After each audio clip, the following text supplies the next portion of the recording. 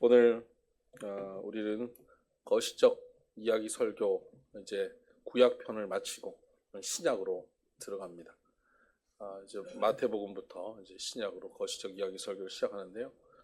복음서를 4개를 이제 계속 거시적 이야기 설교로 한 주씩 하려고 하니까 복음서 내용을 가지고 하기에도 조금 반복되기도 하고 또 내용이 너무 길기도 하고 그래서 어떻게 할까 고민하다가 마태, 마가, 누가, 요한 복음의 저자인 각 저자의 스토리를 중심으로 한번 이 복음서는 같이 풀어볼까 합니다.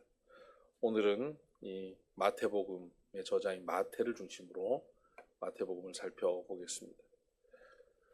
제가 지난주에 속초에 장신 선교대회가 있어서 갔다가 간 김에 휴가를 좀 보내고 왔습니다. 그래서 설악산을 올라가 봐야겠다. 그래서 떼학볕에 설악산을 등산하러 갔는데 설악산 입구에 보니까 절이 있죠. 절이 있는데 거기 기와불사를 하고 있어요. 기와불사가 뭔지 잘 모르시는 분들 계실 겁니다. 저는 불국사 초등학교 출신이라 잘 압니다. 기와불사라고 하는 것은 절에 그 기와를 이렇게 한 번씩 교체도 해야 되고 그렇지 않습니까? 그러면 새로운 기와를 갖다 교체를 해야 되는데 그 기와에 이 신자들이 자기 이름을 새기면서 돈을 내는 겁니다. 그렇게 이제 자기 가족들 이름도 적고 해서 그 돈을 내면 이제 복을 받는다. 뭐 이런 믿음을 갖고 하는 것이죠. 기와불사입니다. 그 기와장이 쫙 있어요. 이야. 저게 다 얼마야? 이러고 이제 가는데 거기 이름 중에 눈에 확 들어오는 이름이 있었어요. 예진, 예찬, 예지 이런 이름이에요. 여러분 그 이름이 뭐의 준말인지 아시죠? 예수님이 진리이십니다. 예진, 예수님 찬양, 예찬, 예수님의 지혜, 예지 아닙니까? 그 부모가 예진, 예찬, 예지로 지었는데 거기다가 이름을 적어놨어요. 기와불사에. 너무 어울리지 않는 이름이 적혀 있어서 한참을 쳐다보고 있었습니다. 그랬더니 그거 관계자가 저를 유심히 보면서 빨리 결단하기를 기도하고 있는 것 같았어요. 그래서 돌아왔는데 아마도 그 믿음 좋은 자녀들의 할아버지 할머니가 절에 다니면서 하신 거 아닌가 이렇게 생각이 들었습니다. 오늘 마태복음의 저자인 마태는 원래 이름이 레위입니다. 근데 그의 직업이 그의 이름과 참 어울리지 않는 직업입니다. 세리였습니다. 당시의 세리는 요즘으로 치는 세무공무원과는 차원이 다릅니다. 이 세리는 국가로부터 월급을 받지 않습니다. 당시의 세리는 로마의 앞잡이로 백성들의 자기 동족들의 세금을 책정해서 거두고 그 중에 일부를 로마로 상납하고 나머지는 자기가 착복하는 그런 구조입니다.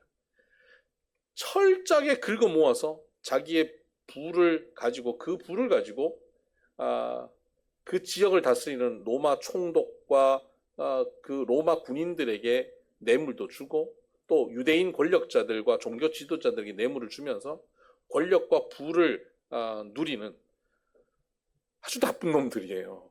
그래서 당시에 세리라고 말을 하면 그냥 죄인과 동의어가 될 만큼 저 인간은 세리 같은 인간이야 그러면 심각한 욕이 되는 그런 직업이 세리입니다. 그런데 그의 이름이 레위라는 말이죠. 레위는 레위 지파 아닙니까? 레위 지파는 바로 성전을 중심으로 하나님께 찬양하고 제사를 지내고 특히 레위 지파 안에 제사장 집안이 있는 겁니다. 그러니까 하나님과 누구보다도 가까운 사람들이 레위 지파이죠. 성경에 여러분 레위라고 하는 이름을 가진 사람이 몇 명 나오는지 아십니까? 한번 맞춰보실래요? 커피? 네. 딱 2명 나옵니다. 야곱의 아들 레위, 그 사람이 레위 지파의 그 수장이죠. 그리고 오늘 본문에 나와 있는 이 마태, 레위 두 사람 나옵니다. 나머지는 레위 지파만 계속 나옵니다. 사람으로서, 개인으로서 레위라고 하는 이름을 가진 사람은 이 사람이 처음 레위 외에는 유일한 사람이에요. 그러니까 유대인들도, 이 이스라엘 사람들도 레위라고 하는 것은 성전에서 제사 지내는 그 성직자들이기 때문에 레위라는 이름을 쉽게 이렇게 짓지를 못하는 겁니다. 너무 부담스러운 겁니다. 여러분 아들 낳아서 여러분 아들 이름을 목사 이렇게 지을 수 있겠습니까? 김목사, 김목사인데 나중에 절에 다니면 못하겠어요. 제 아는 어떤 분은 자기 아들 이름을 선교라고 지었어요. 그래서 선교에 헌신해야 된다. 그래서 빼도 박도 못하게 얘는 선교사가 된다. 그래서 진짜 선교사가 됐어요. 김선교. 여러분 이름을 이렇게 함부로 지었다가는 큰일 납니다. 근데 보통 믿음이 있는 부모가 아니고는 아들 이름을 레위라고 지을 수가 없죠. 근데 이 세리 레위의 부모님은 아들 이름을 레위라고 지었습니다. 그러면 이 아이를 키울 때 어떻게 키웠겠습니까?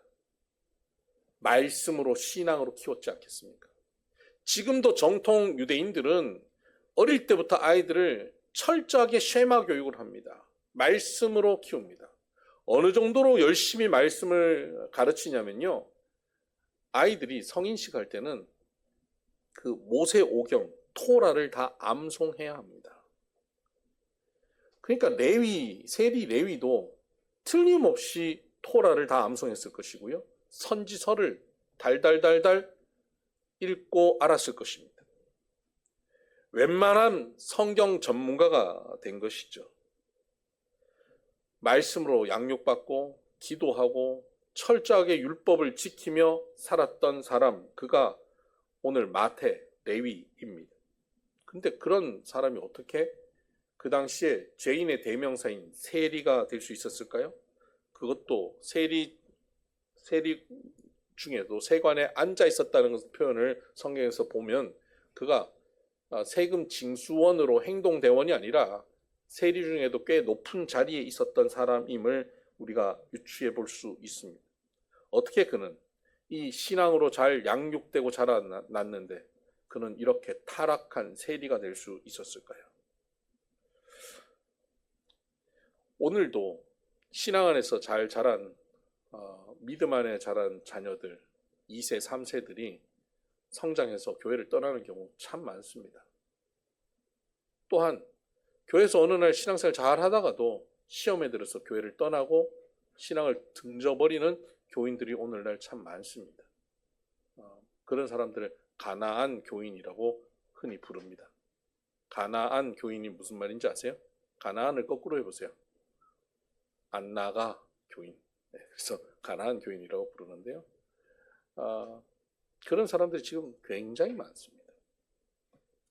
그러면 오늘날 교회를 떠나고 신앙을 등져버린 사람과 그 모습과 당시에 마태 레위가 신앙을 떠나서 죄인의 길, 세리의 자리에 서게 된 이유가 유사한 점이 있지 않을까요? 성경에는 그가 신앙을 등진 이유에 대해서, 스토리에 대해서 명확하게 말씀하지 않지만 성경을 통해서 대략 유추해보면 그 첫 번째 이유는 선배들에게, 신앙 선배들에게 실망했기 때문이 아닌가 싶습니다. 당시의 대제사장, 서기관, 바리새인들, 종교 지도자들에게 실망했을 가능성이 굉장히 높습니다. 당시의 종교 지도자들은 외형적으로 매우 경건하고 건음한 모습을 유지합니다. 옷차림부터가 달랐습니다. 그리고 그들이 사람들 많은 곳에 서 있어도 시간이 되면 그들이 기도를 합니다. 길거리에서도 큰 소리로 기도하면서 믿음 없는 백성들과는 차원이 다른 경건한 사람임을 드러내었습니다. 그들은 수시로 금식했습니다. 그리고 11조를 드리는데 박하와 회양과 근체의 11조를 드립니다. 여러분, 박하의 11조를 드린다는 건 어떤 의미인지 아십니까? 박하 잎사귀를 따잖아요. 그 한 100개 정도의 박하 잎사귀를 따면 그 중에 10장을 11조로 드리는 거예요. 얼마나 철저하게 11조 생활을 하는 사람인지 모릅니다. 이런 사람들이 당시의 종교 지도자들이었으니까 당시 일반 백성들은 그들 앞에 영적으로 컴플렉스에 빠지는 거죠. 저들과는 나는 너무 비교할 수 없는 이 불경한 사람이다. 저들은 매우 경건한 사람들이다. 거의 천사와 비슷한 수준에 오른 사람들이다라고 생각할 정도의 사람들이죠. 그리고 말씀도 능통합니다. 성경을 줄줄줄 다 암송합니다. 얼마나 많이 성경을 읽었는지 모릅니다. 오늘날도 성경을 수도 없이 읽고 성경을 암송하는 교인들 많습니다. 말씀에 능통합니다. 성경 공부라고 하는 성경 공부, 제자 훈련 이런 거 다 받아봤겠죠? 마태복음에 보면 예수님이 탄생할 때 동방 박사가 별을 보고 찾아오죠. 예루살렘에 와서 그들이 예수님의 탄생을 메시아가 탄생했을 것을 기대하고 찾아왔어요. 그런데 그곳에 메시아가 태어나지 않아요. 헤롯 왕이 이 바리새인들, 종교 지도자들을 부릅니다. 제사장을 불러요. 메시아가 태어나면 어디서 태어날까? 물어봤더니 그들이 말씀에 근거해서 베들레헴에 태어나는 것을 그들이 확인시켜 줍니다. 그들은 성경에 박식한 사람입니다. 메시아가 오면 베들레헴에서 온다는 사실도 그들은 정확하게 알았습니다. 그래서 그것을 듣고 동방 박사가 베들레헴으로 찾아가게 되지요. 그러나 성경 교사들은, 바리새인들은 찾아가지 않습니다. 성경은 잘 알았지만 성경을 믿지 않는 사람들이었기 때문입니다. 그들은 위선자였습니다. 그리고 종교 카르텔을 만들어서 권력과 부에 초점을 맞추고 살아가던 사람들이었습니다. 겉면은 매우 화려하고 거룩하고 경건한 것처럼 보였지만 그들의 이면은 부패하고 타락하고 썩어버렸습니다. 회칠한 무덤과 같다고 예수님께서 말씀하셨습니다. 그 속은 썩어버렸지만 그 겉은 회를 칠해서 깔끔하게 멀쩡한 무덤인 것처럼 보이게 한 것이죠. 마태, 레위는 바로 그런 사람들에게 성경을 배웠을 것입니다. 그들을 스승으로 여겼을 겁니다. 그들을 자기가 존경하는 대상으로 모델로 생각하고 따라가려 했을 겁니다. 그런데 성장하면서 그들의 이면을 보게 된 것이죠. 기성 신앙인들의 이면을 보면서 오늘 자기들의 부모, 교회 목사님, 장로님들, 권사님들의 신앙의 이면을 보면서 더 이상 신앙생활 하지 않겠다고 떠나는 오늘의 젊은이들처럼 아마도 레위도 그렇게 실망하고 떠났을 것입니다. 지난주 제가 설교 시간에 말씀드렸지만 우리 교단 총회장이 불륜으로 인해 지금 시끄럽습니다. 총회장이 물러나라고 지금 모두 다 성명을 발표하고 있습니다. 저도 그랬습니다. 그런데 그 일로 인해서 정말 걱정은 뭐냐면 그의 죄 때문에 많은 젊은이들이 교회에 실망하고 신앙을 등져버릴까 봐 걱정입니다. 그가 시무하던 교회에 한 여성도가 그 교회 앞에서 1인 시위를 하고 있습니다. 그 시위의 내용이 뭐냐면 내 아들 믿음을 돌려줘요. 당신 때문에 내 아들 믿음이 잃어버려지게 됐다는 거예요. 이제 교회 안 나오겠다고 한다는 겁니다. 아마도 당시의 레위도 이런 종교 지도자들의 죄악된 모습, 위선적인 모습 때문에 신앙을 떠났을 겁니다. 오늘 우리도 신앙을 떠나지는 않지만 이런 종교 지도자들의 위선들을 보면 영적인 침체가 올 수 있는 그런 틈이 생길 수 있습니다. 두 번째, 레위가 신앙을 떠나게 된 이유는 자기 자신에게 실망했기 때문이 아닌가 유추해 봅니다. 신앙생활을 어려서부터 철저하게 배우고 말씀 가운데 율법적으로 의롭게 살아야 된다고 강요받고 자라나다 보면 어느 날 그 말씀과 전혀 다른 나 자신을 발견하게 되죠. 그러한 말씀의 기준, 신앙의 기준에 미치지 못한 자기 자신을 발견할 때 양심의 가책을 받게 됩니다. 괴로워합니다. 바울이 로마서 7장에 하나님의 법을 따르기를 원하지만 내 안에 또 다른 법, 죄의 법이 나를 사로잡아 간다라고 그가 괴로워합니다. 그리고 오호라, 곤고한 자라. 이 사망의 몸에서 누가 나를 건져내랴라고 그가 절규합니다. 여러분, 우리가 하나님의 말씀 가운데 잘 성장해 가고 말씀 가운데 기준을 갖고 살아가다가 또 그 말씀에 위배되는 나 자신의 모습을 보면 실망하게 됩니다. 은혜 받았다가 은혜 받은 대로 살지 못하는 우리의 삶의 모습을 보면 여러분 실망하지 않습니까? 더군다나 그런 실망이, 그런 부끄러움이 자기 자신만 아는 것이 아니라 공동체 앞에 폭로될 때는 더욱더 부끄럽고 창피해서 도망치게 되는 것이죠. 대학 시절 제 친한 친구가 누구보다 순수하고 바른 생활 사나이라고 불렸던 친구가 있었습니다. 저보다 훨씬 신학생 같았고 저보다 훨씬 목회를 하면 더욱더 목사답게 목회를 할 친구였습니다. 기준도 높았습니다. 거짓말도 안 하고 학교 규칙도 철저하게 지키는 친구였습니다. 그런데 그가 무슨 일이었는지, 뭐가 바빴는지 어느 한 수업 시간에 과제를 제출해야 되는데 못한 거예요. 그날 밤에 1년 전에 그 과제를 제출했던 선배에게 1년 전 자료를 받아서 그대로 베껴서 냈습니다. 그리고 그것을 들고 발표하다가 교수님께 걸린 겁니다. 너 1년 전에 낸 누구 과제를 그대로 베꼈구나. 그 교수님도 대단하지 않습니까? 실망이다. 네가 이럴 줄 몰랐다. 아마 제가 그랬으면 실망이도 안 그랬을 것 같아요. 네. 그 친구가 그러니까 실망이다. 네가 이럴 줄 몰랐다. 그 길로 떠났습니다. 그 길로 학교를 그만두고 교회에서 사역하던 거 포기하고 떠났습니다. 절에 들어가지는 않았습니다만 완전히 세상의 길로 떠났고 몇 년 전 소식을 들어보니까 사업을 하는데 그 바른생활 사나이가 이제 주변의 평판도 좋지 않게 막 살고 있는 것을 들었습니다. 철저히 신앙으로 말씀으로 그 기준으로 살아가던 사람이 자신의 연약함이 폭로될 때 견디지 못하고 실망하고 영적으로 침체되고 떠나가는 것을 봅니다. 스스로 굉장히 의로웠던 것이죠. 자기 의에 빠져 있었던 것입니다.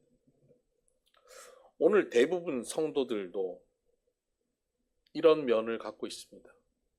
그 친구처럼 떠나지는 않습니다. 레위처럼 완전히 신앙을 등지지는 않지만 주일날 은혜 받고 일주일 동안 잠깐 떠나 있습니다. 월요일부터 토요일까지 떠나 있다가 주일만 다시 돌아오죠. 이런 크리스찬을 썬데이 크리스찬이라 부릅니다. 카멜레온도 아닌데 어쩜 그렇게 색깔을 잘 바꾸며 사는지 모릅니다. 처음에는 괴로웠을 것입니다.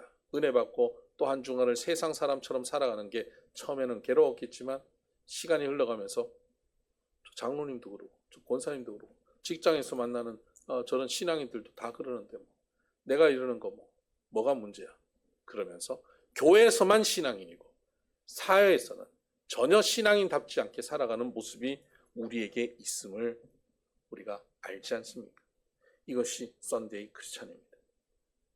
하나님께서 우리를 온전하게 만드시고 변화시켜 가시고 바로 그 구원을 완성시켜가는 길로 인도하실 텐데 그 방향과 그 목표는 잃어버리고 적당히 세상과 타협하면서 오늘 살아가고 있는 신앙인들, 그 신앙은 죽음 이후에나 천국이라고 하는 특정 장소에 도달케 하고 내 마음만 적당히 위로하는 차원의 신앙으로 전락한 것 아닐까요? 이런 갈등 때문에 레위는 떠났을 가능성이 있습니다. 세 번째 레위가 떠났을 가능성은 이게 가장 그럴듯한 이유라고 저는 생각하는데요. 그가 갖고 있는 신앙과 그가 살아가는 현실의 갭이 너무 커서 현실의 벽 앞에서 무너진 것 아닌가 생각이 듭니다. 레위는 어려서부터 말씀을 암송하고 기도하고 살았습니다. 그리고 그 말씀은 천지를 창조한 말씀이고 그 말씀은 우리를 어떤 곳에도 구원시키시는 말씀임을 그는 믿었을 것입니다. 없는 중에 있는 것 같이 불러내시는 하나님의 말씀, 죽은 자를 살리시는 하나님의 말씀, 이 말씀만 가지면 나는 언제나 자신만만하게 승리할 수 있다. 홍해가 있어도 가를 수 있다. 13만 5천의 적이 와도 횃불, 항아리, 나팔만 들고도 승리할 수 있는 기드온의 승리가 내 것이다라고 그는 믿고 살았을 것입니다. 그런데 나이가 들면서 말씀이면 충분하다, 은혜면 충분하다라고 하는 그의 신앙의 고백이 얼마나 순수했는지, 얼마나 순진했는지 그가 깨닫게 됐을 것입니다. 그가 살아가는 현실은 말씀이 통하는 현실이 아니었습니다. 로마의 권력이 모든 것을 결정하는 현실이었습니다. 권력이 있어야, 돈이 있어야 살 수 있다는 것을 그는 점점 알게 된 것이죠. 자신에게 성경을 가르치던 제사장, 바리새인들조차도 그 말씀을 믿지 않고 말씀은 말씀이고 현실은 현실임을 그에게 보여줬을 것입니다. 로마의 권력 앞에 모두 다 벌벌 떨게 되는 현실을 그는 목도했을 것입니다. 그리고 유대인 권력자들, 그들도 로마의 권력에 기생하여서 그들의 권력을 키우고 동족 유대인들을 착복하는 모습을 보았을 것입니다. 그리고 그 권력자들을 움직이는 참된 권력은 결국 돈이라고 하는 사실도 그는 발견하게 되었을 것입니다. 성경에서 지적한 모든 죄를 저지르는 사람들이 이 세상에서는 성공하고 있고 그들은 행복을 차지하고 살고 있는 것처럼 보이는 현실 앞에서 그가 믿었던 믿음은, 그가 가졌던 신앙은 너무 초라하게 느껴졌을 것입니다. 그리고 그는 깊은 영적 침체로 빠져들었겠죠. 기도만 하고 성경만 보면 될 줄 알았는데 그게 아니고 권력이 있어야 되고 돈이 있어야 된다. 요즘도 그런 얘기 하시는 분들 계셔요. 요즘 세상에 돈이면 다 할 수 있지. 돈으로 못할 게 뭐 있어. 이런 말을 하시는 분들이 계십니다. 바로 현실 앞에 신앙이 무너진 사람들의 고백입니다. 오늘날도 성도들은 이런 현실 앞에, 권력과 돈 앞에 쉽게 무너집니다. 영적으로 침체됩니다. 교회에서 은혜 받고 세상으로 나가지만 우리의 현실은 녹록지가 않습니다. 권력과 돈 앞에 무기력한 자신을 발견하게 되죠. 특별히 요즘 SNS로 서로의 삶을 공개합니다. 어렵고 힘든 삶은 공개하지 않습니다. 맛있는 것만 공개하고 좋은 장소 갔을 때만 공개합니다. 행복한 것처럼 보이는 것만 사진을 찍어서 올립니다. 그래서 그 SNS를 통해서 많은 사람들은 나만 불행하구나. 저 사람들은 다 돈을 갖고 있고 저 사람들은 다 권력을 갖고 있고 저 사람들은 다 행복을 갖고 있구나 라고 소외감을 느끼게 만듭니다. 그 화려함 앞에서 우리의 신앙이 얼마나 초라한지, 현실적으로 아무것도 해줄 수 없는지 발견하면서 무너지는 성도들이 많이 있습니다. 레위도 이런 것 때문에 무너졌을 가능성이 매우 높습니다. 그래서 그가 따랐던 신앙을 포기합니다. 그리고 이 세상에 그에게 행복을 줄 수 있는 것이 무엇인가? 그 권력과 돈을 따르기로 생각한 것이죠. 그 길이 세리의 길이었습니다. 그렇게 달려가서 그는 세리 중에도 꽤 높은 자리에 올랐습니다. 많은 돈을 가졌을 것입니다. 권력과 친밀해졌을 것입니다. 그리고는 행복해졌을까요? SNS가 있었으면 그는 그의 화려한 삶을 사진 찍어 올렸을 것입니다. 간혹 가는 해외여행 사진도 올렸을 것입니다. 그리고 그곳에서 행복하게 웃는 자신의 사진을 올렸겠죠. 그러나 그 뒤에 그의 삶은 어둡고 초라하고 외로웠을 것입니다. 오늘날 현재 화려한 연예인들의 SNS를 보면 모두 부럽습니다. 그러나 그 연예인들이 그 이면에 우울증에 시달리고 자살의 유혹 속에 늘 넘어지는 것을 우리는 알지 않습니까? 권력과 물질에 만족하지 못하고 그곳에서 허무하고 공허해하고 무너지는 삶을 레위는 경험했을 것입니다.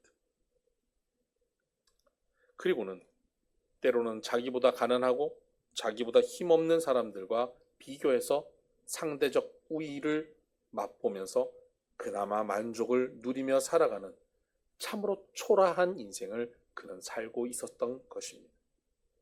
그러던 어느 날이었습니다. 그렇게 선배들에게 실망하고 자신들에게 실망하고 현실의 벽 앞에 힘없이 무너져 신앙을 떠나 돈과 권력을 추구하던 그가 살던 가버나움에 새로운 움직임을 보게 된 것입니다. 예수님이 그곳에 등장하십니다. 그리고 예수님을 만나는 이들마다 변화됩니다. 심지어 수많은 병자들이, 귀신 들린 자들이 고침받습니다. 소경이 눈을 뜹니다. 죄와 가난에 찌들어 너무 고통스럽게 살고 있던 이웃들이 변화됩니다. 그가 알던 그의 이웃들, 그 또래의 형제였던, 친구였던 베드로, 안드레, 요한, 야고보, 그와 비교하면 너무 초라한 삶, 어부의 삶을 살았던 그들이 얼굴에 생기가 도는 것을 봅니다. 그들이 어부의 일을 접었답니다.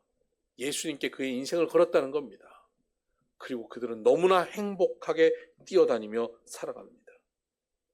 너무 많은 사람들이 한 집에 몰려서 중풍병자를 고치러 들어가야 되는데 들어갈 수가 없어서 지붕을 뚫고 친구들이 내려주었더니 그 중풍병자가 걸어 나왔다는 소식도 들었습니다. 그 충격적인 소식이 지나가기 또 전에 세관에 앉아서 그 예수님을 자기도 만나고 싶어 하는데 갈 수는 없고 자기는 죄인이어서 가까이 갈 수 없는 그 순간, 그때 그의 눈앞에 예수님이 나타나십니다.